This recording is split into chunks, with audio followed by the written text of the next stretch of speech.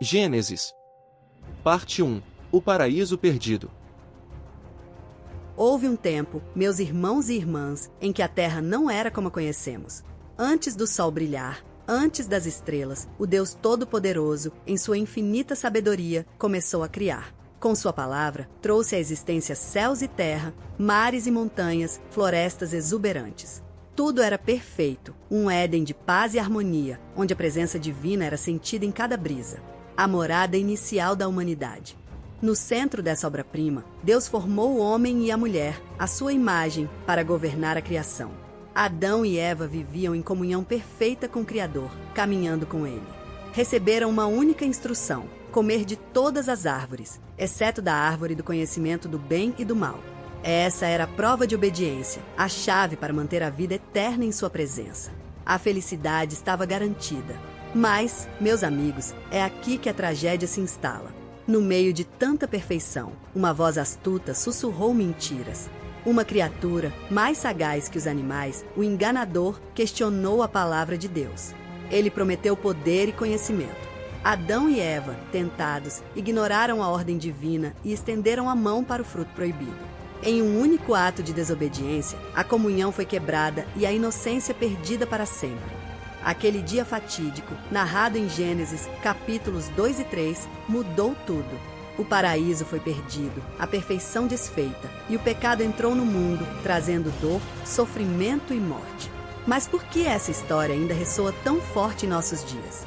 Ela fala de escolhas, consequências e da busca eterna por redenção. Revela a origem do mal e aponta para a esperança de um Deus que jamais desiste. Quer entender a fundo?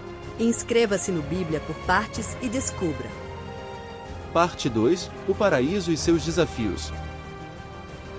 Para compreender essa grandiosa história, precisamos voltar ao ponto zero da existência. O cenário é o paraíso, descrito no livro de Gênesis, capítulo 2, um jardim magnífico plantado pelo próprio Deus. Um lugar de beleza inigualável, rios cristalinos, árvores frondosas e uma abundância de vida, onde a natureza vivia em perfeita harmonia. Ali, no Éden, não havia dor, nem doença, nem a sombra da morte. Nesse santuário verdejante, Deus criou o primeiro homem, Adão, conforme Gênesis, capítulo 1. Adão não nasceu em uma sociedade complexa, mas em uma comunhão íntima e direta com seu Criador. Sua principal ocupação era cultivar e guardar o jardim, uma tarefa de pura alegria e propósito. Sua vida era um reflexo da imagem e semelhança divinas, respirando o fôlego de vida que Deus havia soprado. Mas Adão estava só. Então, de sua costela, Deus formou Eva, a primeira mulher, companheira perfeita para o homem. Juntos, eles formavam a primeira família, vivendo em um estado de inocência pura, sem vergonha ou malícia. A nudez deles não era objeto de pudor, pois o pecado ainda não havia corrompido seus corações. Era uma união abençoada, ordenada para frutificar e multiplicar, encher a terra e sujeitá-la, como lemos em Gênesis, capítulo 1. Deus estabeleceu uma única restrição: não comer da árvore do conhecimento do bem e do mal, conforme Gênesis, capítulo 2. Era um teste de obediência, um ato de confiança no Criador. O que estava em jogo? Nada menos que a vida eterna, a comunhão perfeita com Deus e a manutenção daquele paraíso. A desobediência traria morte, não apenas física, mas a morte espiritual, a separação de Deus. No entanto, nesse cenário de perfeição, surgiu uma ameaça sutil.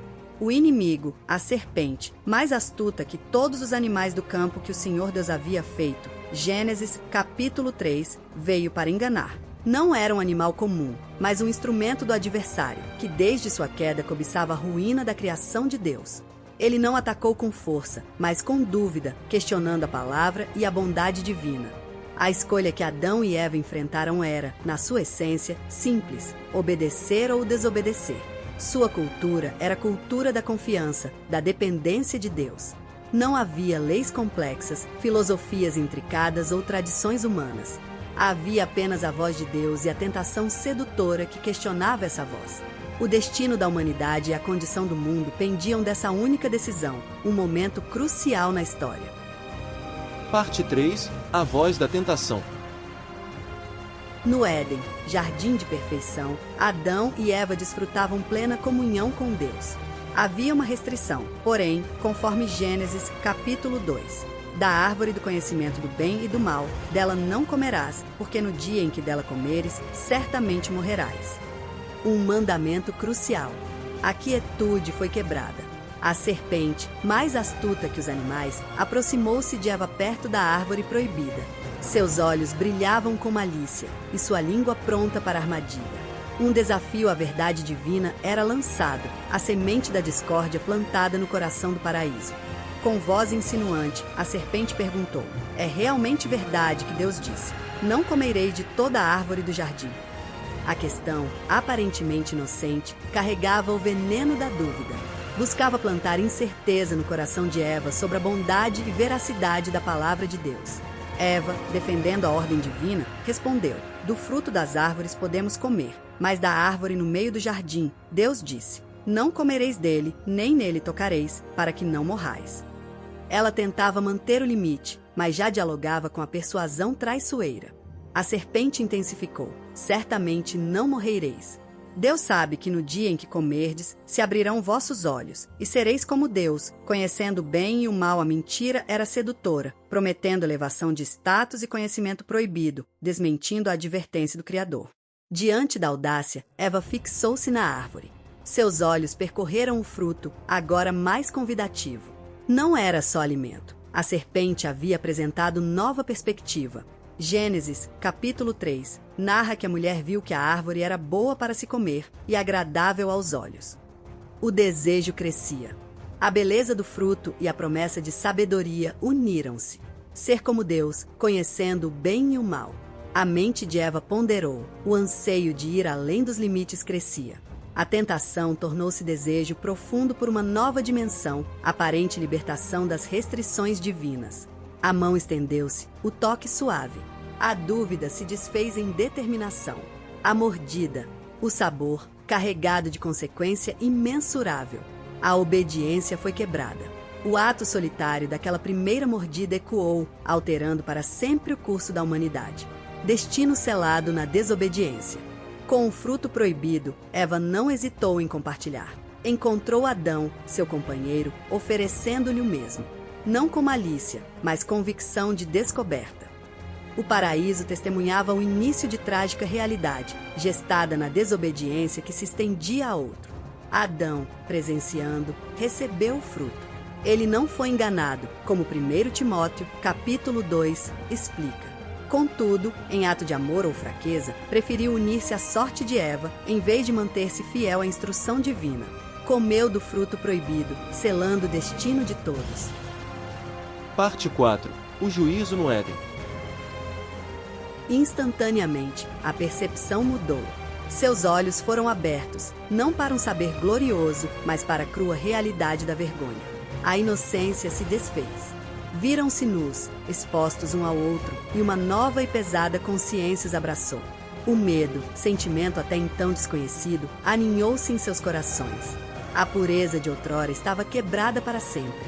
Desesperados, buscaram disfarçar a súbita vulnerabilidade. Folhas de figueira, grandes e largas, tornaram-se seu primeiro refúgio. Costuraram-nas apressadamente em cintas improvisadas, numa tentativa vã de esconder o que havia sido revelado. Não apenas a pele, mas a profunda mancha da desobediência que agora os fazia sentir indignos e pequenos, até mesmo diante de si. No suave entardecer, a voz do Senhor Deus ecoou pelo jardim, familiar, mas agora carregada de uma solenidade temível. Onde estás? Chamou, não por ignorância, mas para que se revelassem. Adão e Eva, dominados por um medo avassalador, tentaram esconder-se entre as densas árvores. O paraíso, antes perfeita comunhão, tornará-se um esconderijo para a culpa e a fragilidade humana. Finalmente, Adão respondeu, a voz embargada: ouvi a tua voz no jardim, e temi, porque estava nu, e me escondi. A pergunta divina perfurou a alma: comeste tu da árvore de que te ordenei que não comesses? Em vez de confissão plena, veio a evasão. A mulher que me deste por companheira, ela me deu da árvore, e eu comi. A culpa sendo transferida. O Senhor voltou-se para Eva: que é isto que fizeste? E a resposta dela, um eco da fragilidade humana: a serpente me enganou, e eu comi. O ciclo da culpa se completava, revelando a teia de desobediência e fuga da responsabilidade que o pecado havia instalado nos corações, maculando a pura comunhão que ali existira e os laços de confiança mútua. Então, o primeiro e terrível julgamento recaiu sobre o astuto enganador.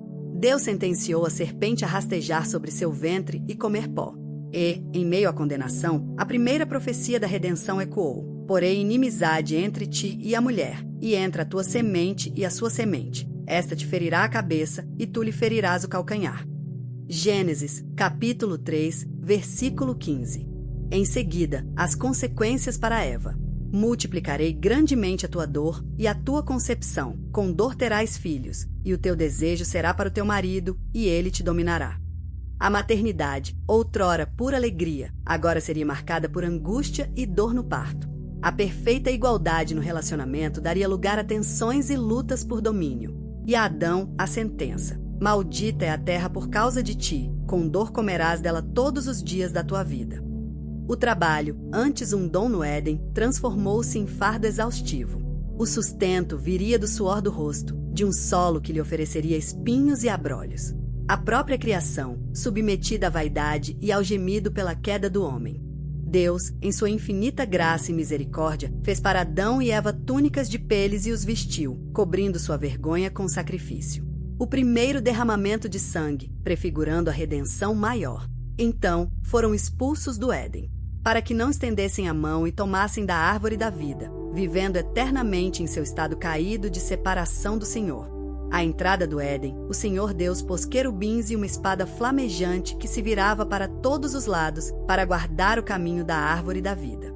O paraíso estava irremediavelmente perdido, as portas fechadas. O homem, fora do Éden, enfrentaria um mundo transformado pelo pecado, mas com a promessa distante de redenção ecoando como um bálsamo em seus corações. Parte final: o legado da queda. Fora do Éden, a realidade era crua. Adão suaria em terra espinhosa. Eva sentiria dores intensas ao dar à luz. A vida era luta, constante lembrete da desobediência. Os querubins, com espada flamejante, vigiavam, impedindo o retorno ao paraíso, conforme Gênesis, capítulo 3, versículos 17 a 19 e 24. O acesso à árvore da vida estava irremediavelmente perdido. A vida, contudo, continuou. Adão e Eva tiveram filhos. Caim, o primogênito, lavrador; Abel, o irmão mais novo, pastoreiro. A família humana começava a multiplicar-se, experimentando alegrias e duras realidades do mundo pós-queda, como registrado em Gênesis, capítulo 4, versículos 1 e 2. Com o tempo, ambos trouxeram ofertas ao Senhor. Caim ofereceu frutos da terra, Abel, os primogênitos de seu rebanho. Deus atentou para Abel, mas para Caim e sua oferta, não.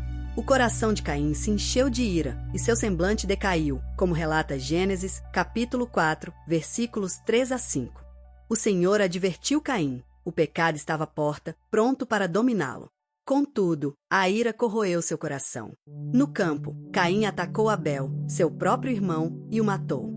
A primeira morte, uma tragédia incalculável, fruto direto do pecado, como em Gênesis, capítulo 4, versículo 8. Deus questionou Caim sobre seu irmão. O sangue de Abel clamava da terra. Caim foi amaldiçoado, tornando-se fugitivo e errante. Deus, porém, pôs um sinal nele para protegê-lo. Ele partiu da presença do Senhor, indo habitar na terra de Nod, a leste do Éden, conforme Gênesis, capítulo 4, versículos 9 e 16. A linhagem de Caim seguiu seu caminho, construindo cidades, longe de Deus. Contudo, Adão e Eva receberam Sete, uma semente substituta para Abel. Através dele, a promessa divina seria levada adiante. Com o nascimento de Enos, os homens começaram a invocar o nome do Senhor, como lemos em Gênesis, capítulo 4, versículo 25 e 26. O paraíso foi perdido, o pecado lançou sua sombra. Mas a história não termina em desespero. Pela linhagem de Sete, a promessa de Gênesis, capítulo 3, versículo 15, sobre a semente da mulher que esmagaria a cabeça da serpente, permaneceu viva. Aponta para Jesus Cristo, o Salvador, que restauraria tudo. A esperança de um novo Éden e comunhão com Deus está plantada na fé, aguardando sua gloriosa vinda. Epílogo: a promessa eterna. Amigos, aquela promessa, a primeira menção da vitória sobre o mal em Gênesis, capítulo 3, versículo 15, não é apenas história. Ela ecoa em nossos corações hoje. Mesmo na ruína do Éden, o amor de Deus já traçava um plano de redenção. A queda não pegou o Senhor de surpresa. Sua graça já estava em ação, prometendo o libertador para a humanidade. Esta história é o começo da sua história com Deus. Sim, o paraíso foi perdido, e suas consequências ainda sentimos. A dor da separação, o peso do pecado, a busca por um sentido que o mundo não pode dar. O vazio em nossos corações é a lembrança daquela comunhão perfeita que Adão e Eva desfrutavam. Mas é também o convite de Deus para que o busquemos, pois Ele jamais nos abandonou em nossa jornada de fé. Deus cumpriu sua palavra através de Jesus Cristo, seu Filho amado. Ele é a semente prometida que esmagou a cabeça da serpente no Calvário. A Bíblia diz em João, capítulo 3, versículo 16, porque Deus amou o mundo de tal maneira que deu seu Filho unigênito, para que todo aquele que nele crê não pereça, mas tenha a vida eterna. O sacrifício de Jesus na cruz pagou o preço pelo nosso pecado, abrindo caminho de volta para Deus. E a esperança não para por aí. Através de Jesus, recebemos o Espírito Santo, nosso Consolador e Guia.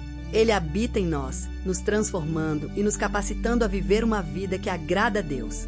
Ele nos restaura a comunhão perdida, tornando-nos novas criaturas. Como diz em Coríntios, segunda carta, capítulo 5, versículo 17. Assim que, se alguém está em Cristo, nova criatura é. As coisas velhas já passaram, eis que tudo se fez novo.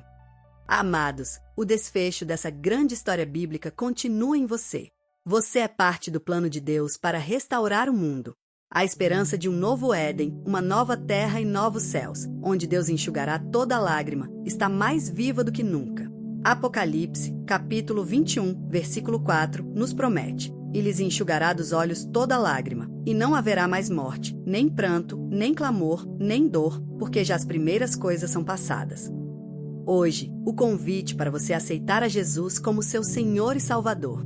Permita que Ele restaure sua vida e te conduza à verdadeira paz e alegria. Junte-se àqueles que, pela fé, aguardam sua gloriosa vinda e o cumprimento pleno de todas as promessas. Se você foi tocado por esta história e deseja continuar explorando as maravilhas da Bíblia, não se esqueça de se inscrever em nosso canal Bíblia por Partes, ativar o sininho e compartilhar este vídeo com seus amigos e família. Até a próxima grande história!